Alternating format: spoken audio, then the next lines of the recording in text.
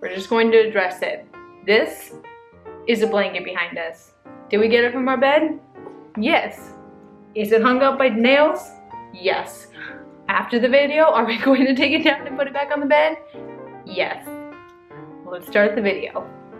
Hey weirdos. So we are doing, as you can see, the most honest Q&A ever. And the reason that we are doing this Q&A, and it's going to be different from any other Q&As, because the other questions that you guys usually ask us are like, you know, fun, you know, silly questions, you know, like, oh, what do you prefer, chocolate, vanilla? Would you rather be in a cage with a tiger or 1,000 snakes?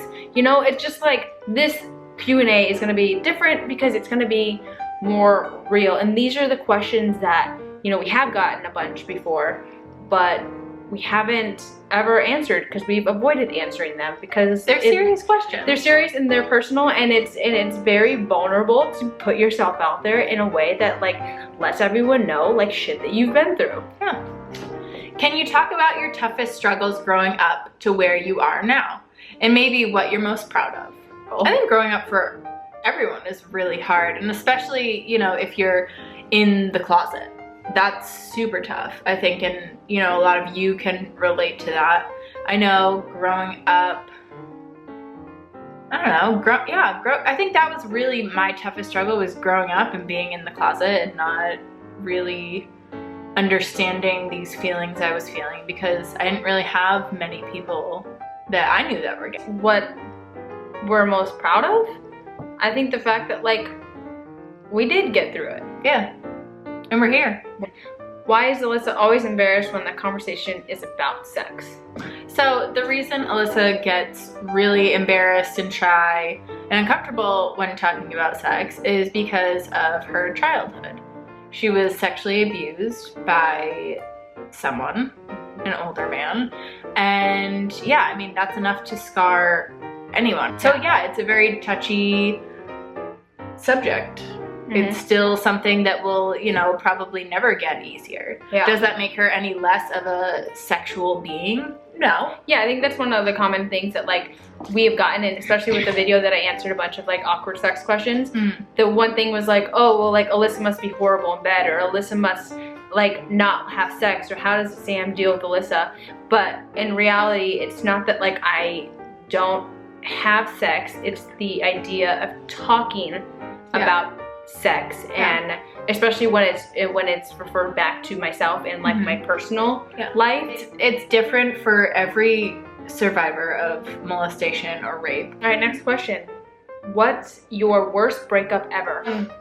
I mean, you guys already know mine. It was from Wisconsin. I was dating this person off and on. It ended multiple times, but it ended, you know, bad in a sense that things were said, and you know, there was a lot of hurt just kind of thrown around. Verbal abuse. There was like, yeah, I mean, there was just like hurtful things said all around, so we don't speak anymore. Did you or Sam go through a really dark time in your life? If so, will you talk about it?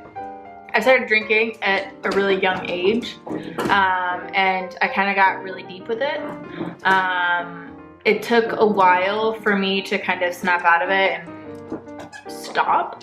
Actually, from the time I was 18 to 21, I didn't drink. When I moved to California, I started drinking again. And, you know, I got in with kind of a group of friends, and, you know, I was trying to impress someone in particular that, you know, it just wasn't a good thing. There was too much dependent upon alcohol. I guess for me, well, I was physically, sexually, and emotionally abused growing up. I'm not gonna get specifically like into details, at least not right now.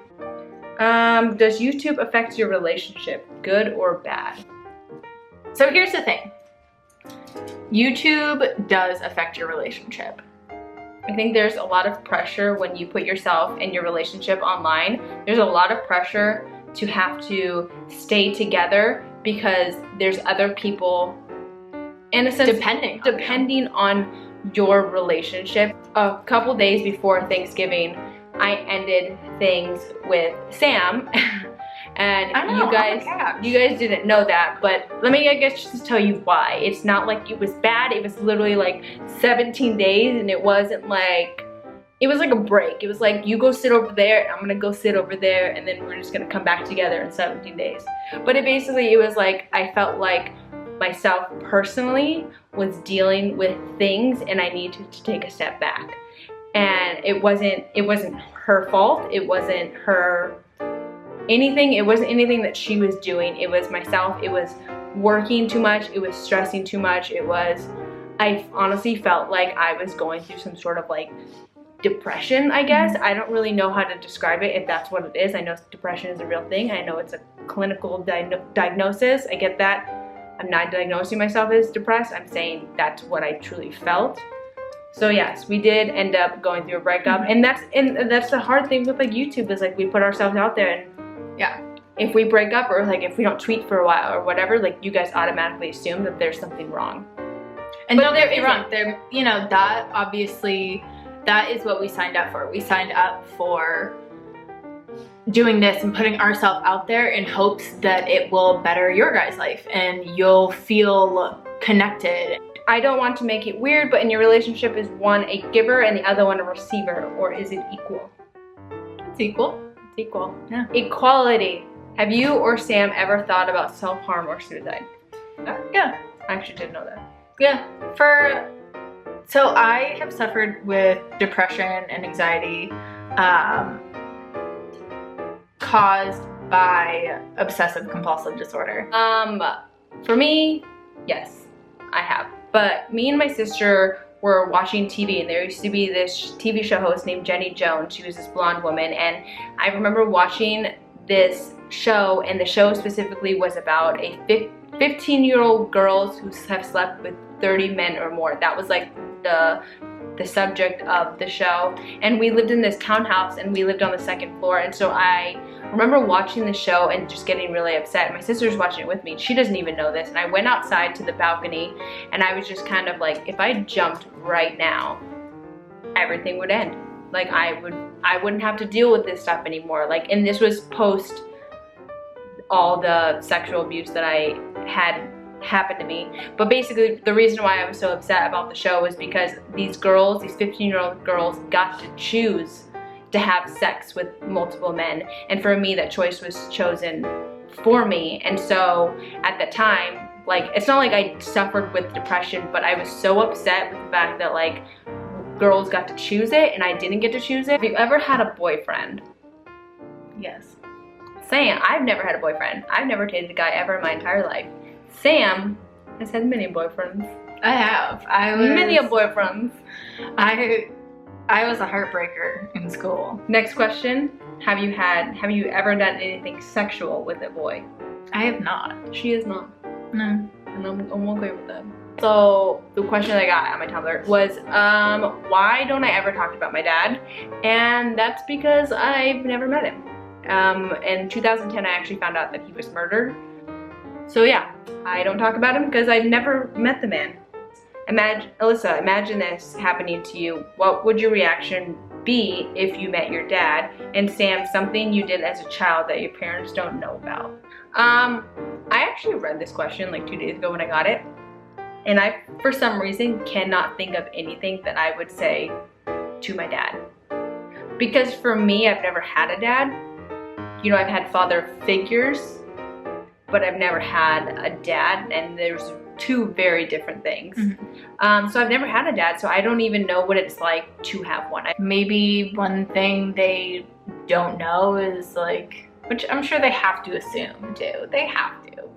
I mean, I got sisters. Parents aren't stupid. Yeah, parents aren't stupid. They know that there's some sexual activities going on at the house. I had my first girlfriend over, and we were downstairs in the basement because that's where we were sleeping.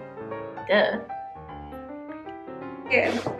The next morning, my dad stood at the top of the basement stairs and asked if we were going to get up anytime soon. And my girlfriend and I nearly shit ourselves. We were like, Yeah, because we were in the middle of some sexual activity. and I thought my dad was gonna walk downstairs. Actually, knowing her dad probably would have made like a joke. My dad probably would have like high-fived me or something. Yeah, that is the honest Q&A. We hope that you guys enjoyed this video. We hope that you guys took something out of this video. Yeah. And we also hope that you guys realize that you guys aren't the only ones who have gone through some shit. I know there's a lot of things that like people think that like, oh, Alyssa and Sam were like, you know, these are just things that people have said. They're like, oh, like, you guys seem so perfect. You guys seem so blah, blah, blah, blah, blah, blah, blah, blah, blah. But in reality, like, we both have been through some shit. And, like, there's a lot of bad things that happen. But we make the best out of those situations. But we hope that you guys enjoyed this video. If you did, please give it a thumbs up. Subscribe because we put out videos every Monday and Thursday. And, yeah, sometimes we sprinkle that shit up in between. And we love you guys. But don't make it weird. Always make it weird. If you could give your younger selves advice about life, what would you say? That you're gonna get through it. Yeah. I think one thing I would say is that it doesn't get better, you get stronger.